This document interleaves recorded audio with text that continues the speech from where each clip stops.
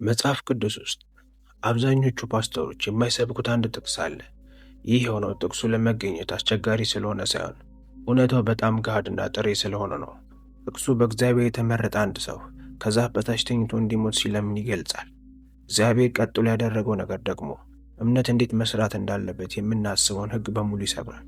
ጭንቀት ወይም ደግሞ ዲፕሬሽን ውስጥ በመሆናችሁ በእምነታችሁ ላይ ችግር እንዳለ ምልክት እንደሆነ ተሰምታችሁ የሚያውቅ ከሆነ እዚህ ጋር ቆዩ። ምክንያቱም የሚቀጥሉት ጥቂት ደቂቃዎች ሁሉን ነገር ሊቀይሩ ይችላሉ። መጀመሪያ ግን ሊያስደነግጣችሁ የሚችል አንድ ነገር ልንገራችሁ። ይህ ሰው ለእግዚአብሔር እንግዳ አልነበረም። ከእግዚአብሔር የራቀ ሰው አልነበረም። ጸሎት ያቆመ ሰውም አልነበረም። እሱ በምድር ላይ የእግዚአብሔር በጣም ታማኝ ድምፅ ነበረ። ሆኖም ግን መጨረሻው ከአንድ ዛፍ በታች ተሰብሮ ሁሉ ነገር ይብቀኝ ብሎ መመኘት ሆነ። ይህ ስለ ጭንቀት ኃይለኛ ነገር የማይነግራችሁ ከሆነ ምንም ሊነግራችሁ አይችልም። ስሙ ኤልያስ ነበር። መጽሐፍ ቅዱስ ላይ ካየነው ይህ ሰው ሁሉም ነገር የነበረው የእግዚአብሔር ነቢይ ነበረ። በሺዎች በሚቆጠሩ ሰዎች ፊት እሳትን ከሰማይ አወርዶ ነበር። የትውልዱን ታላቅ መንፈሳዊ ውጊያ አሸንፎ ነበር። ሕዝቡ ከጎኑ ነበሩ። እግዚአብሔር በይፋ ከጎኑ መሆኑን አሳይቶት ነበር። ማክበር ነበረበት። ነገር ግን ወደ በረሃ ሮጠ። በእግሩ አልተጓዘም፣ ሮጠ። ብቻውን ሆነ። ከዛፍ በታች ወድቆ እንዲህ ብሎ ጸለየ። እግዚአብሔር ሆይ ይብቃኝ፣ ነፍሴን ውሰዳት። ይህ ቀስ ብላችሁ ድጋሚ አንብቡት። ይብቃኝ፣ ነፍሴን ውሰዳት። ይህ ደካማ ሰው አይደለም። እምነት የሌለ ሰው አይደለም። ፈጽሞ አምኖ የማያውቅ ሰው አይደለም። ይህ በሕይወት ያለ እጅግ ኃይለኛው ነቢይ ነው። ነገር ግን ተሰብሮ መሞትን ተመኘ። ይህ ታሪክ ውስጥ ገብታችሁ ስታዩት ልዩ የሚያደርገው ነገር ቢኖር በኤልያስ ላይ ምንም አይነት አስከፊ አደጋ አልደረሰበት። የቅርቡ ዘመድ አልሞትም። ሁሉም ነገር አላጣም። እንዲያውም ገና አሸንፎ ነበር። ነገር ግን ጭንቀት ስለ እናንተ ስኬት ግድ አይሰጠውም። ከመምጣቱ በፊት የእናንተ የሥራ ልምድ አይፈትሽም። ምን ያህል ጠንካራ እንደሆናችሁ፣ ምን ያህል እንደጸለያችሁ፣ ለእግዚአብሔር ምን ያህል እንደሰራችሁ ግድ የለውም። ይህ እውነት ብቻውን አሁን ባላችሁበት ሁኔታ ብቸኝነት እንዳይሰማችሁ ሊያደርጋችሁ ይገባል። ምክንያቱም በኤልያስ ላይ ከደረሰ በማንም ላይ ሊደርስ ይችላል። ይህ የተስተካከላችሁ የማታውቁ መሆናችሁን የሚያሳይ ምልክት አይደለም። እግዚአብሔር እንደተዋችሁ ምልክት አይደለም። የሰው ልጅ መሆናችሁ ምልክት እንጂ። ነገር ግን ታሪኩ ማንም ወደማይጠበቀው አቅጣጫ ይቀየራል። ምክንያቱም እግዚአብሔር ቀጥሎ ያደረገው ነገር ሃይማኖት ሊያደርገው ይገባል ከሚለን ነገር ጋር ፈጽሞ አይመሳሰልም።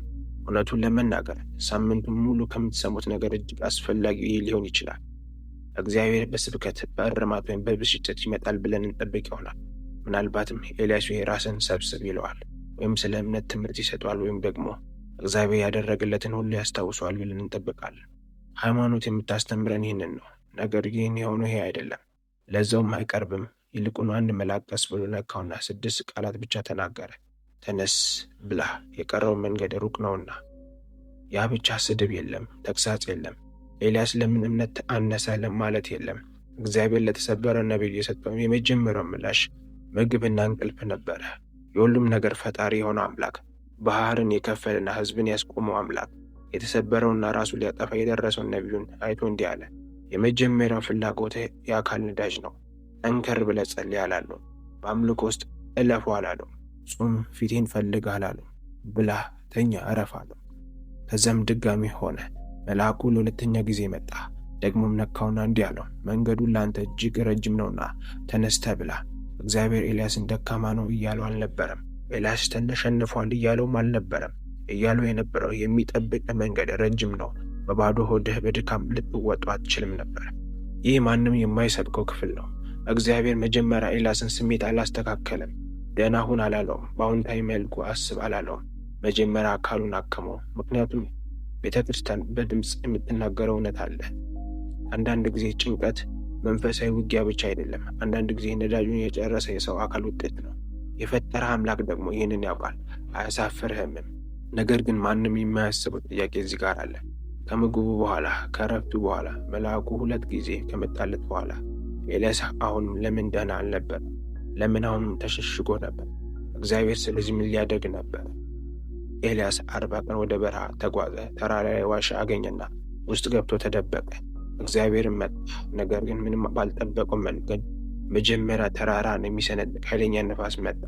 እግዚአብሔርን በነፋስ ውስጥ አልነበር። ከዚያም ምድር የሚያናውጥ መሬት መንቀጥቀጥ ሆነ። እግዚአብሔር በመሬት መንቀጥቀጥ ውስጥ አልነበረም። ከዚያ የሚጋረፍ እሳት መጣ። እግዚአብሔር በእሳት ውስጥ አልነበረም። ግርግሩና ከጩኸቱ በኋላ ግን ቀጭን የዝምታ ድምፅ ሹክሹክታ መጣ። ያ የሹክሹክታ ኤልያስን አንድ ጥያቄ ጠየቀው። ትዕዛዝ አይደለም፣ እርማት አይደለም፣ ጥያቄ እንጂ። ኤልያስ ሆይ በዚህ ምን ታደርጋለህ? ለምን እንዲህ ታሳፍረኛለህ አላለው። መቼ ነው ራስን ምን ትሰበስበው አላለው። ዝም ብሎ ምን እያደረግክ ነው አለው። እግዚአብሔር ለኤልያስ እንዲናገር ዕድል ሰጠው። ብቻውን ተሸክሞ የነበረውን ሁሉ ድካሙን፣ ፍርሃቱን፣ እኔ ብቻ ነኝ የቀረሁት የሚለውን ስሜቱን፣ ምንም ዋጋ የለውም የሚለውን ሐሳቡን ሁሉ እንዲያወጣው አደረገ። እግዚአብሔር አዳምጠው። ንግግሩን አላቋረጠውም፣ አልታገለውም። ዝም ብሎ አዳመጠው። ኤልያስ ተናግሮ ከጨረሰ በኋላ እግዚአብሔር አዲስ አቅጣጫ፣ አዲስ ዓላማና ሌላ ነገር ሰጠው። ከጎኑ የሚሄድ አንድ ስም ሰጠው። ለመንገዱ ጓደኛ ሰጠው። ምክንያቱም የዚህ ታሪክ እውነተኛ ሚስጥር እዚህ ጋር ነው። ጭንቀት ይዋሻችኋል። የሚዋሻችሁ ግን ሁለት ውሸቶችን ብቻ ነው። የመጀመሪያው ውሸት ብቻህን ነህ። ሁለተኛው ውሸት ይህ መቼም አያበቃም። ኤልያስ ሁለቱንም አምኖ ነበር። እግዚአብሔር ግን ያለ ምንም ግርግርና ያለ ሀፍረት ሁለቱንም ውሸቶች አፈራረሳቸው። ይህን ያደረገው ከሰማይ በሚወርድ ታምር ወይም ከደመና ውስጥ በሚጮህ ድምፅ ሳይሆን በዳቦ፣ በእረፍት፣ በሽኩርታ በሚጠይቅ ጥያቄና ለመንገዱ በሚሆን ጓደኛ ነው። ስለዚህ አንደኛ ነገሥት 19 ዛሬ ለእናንተ የሚላችሁ ይህ ነው። አሁን በጨለማ ወቅት ውስጥ ከሆናችሁ እግዚአብሔር በራሳችሁ ጥረት እንድትወጡ አይጠብቃችሁ። እርዳታ ለማግኘት ብቁ እስክትሆኑ ድረስ አይጠብቃችሁም። ተስፋ ቆርጣችሁ ከሩቅ ሆኖ አያችሁም። እርሱ እጅግ ለተሰበረው ነቢይ የቀረበው በጣም በቀላል ነገር ነው። በዳቦ፣ በውሃ፣ በእረፍት፣ በጸጥታ ውስጥ ባለ ሹክሹክታ ድምፅና ለመንገዱ በሚሆን ጓደኛ። ሚስጥሩ አስማታዊ ቀመር አይደለም። የተለየ ጸሎት ወይም ስርዓትም አይደለም። ሚስጥሩ ይሄ ነው። እግዚአብሔር አንተ ባላችሁበት ቦታ ያገኛችኋል። መሆን አለባችሁ በሚለው ቦታ አይደለም። ሃይማኖት መድረስ አለባችሁ የሚላችሁ ቦታ አይደለም። ልክ እዚህ ዋሻ ውስጥ፣ ዛፍ ስር፣ በጨለማ ክፍል ውስጥ፣ ልክ አሁን ባላችሁበት ሁኔታ፣ ልክ እንደ ኤልያስ አሁንም እዚህ መኖራችሁ፣ አሁንም እየታገላችሁ መሆናችሁና ይህን ቪዲዮ እስከመጨረሻ ማየታችሁ መንገዳችሁ እንዳልጨረሰ ምልክት ነው። ምናልባት የሆነ ነገር መብላት፣ ማረፍ፣ የሆነ ሰውን ወደ ህይወታችሁ ማስገባትና ያንን የሹክሹክታ ለመስማት ዝም ማለት ያስፈልጋችኋል። ምክንያቱም ሹክሹክታው አሁንም እየተናገረ ነው፣ ፈጽሞ አላቆምም። እናንተ ብቻ ለመስማት ጸጥ ማለት አለባችሁ። ይህ ታሪክ ዛሬ ለእናንተ ብቻ ተብሎ እንደተጻፈ ከተሰማችሁ አንድ ነገር እንድታደርጉ እፈልጋለሁ። ከታች ባለው ኮሜንት ሹክሹክታ የሚለውን ብቻ ጻፉ። ምክንያቱም የሆነ ሰው በጣም በጨለመበት ሰዓት ኮሜንት ሲያነብ ይህ ስሜት የሚሰማው ለእርሱ ብቻ እንደሆነ እያሰበ ያንን ቃል ደጋግሞ ሲያየው ብቻው እንዳልሆነ ይረዳል። ስለዚህ ለራሳችሁም ለሌሎች ስትሉ ጻፉት። ሻሎም።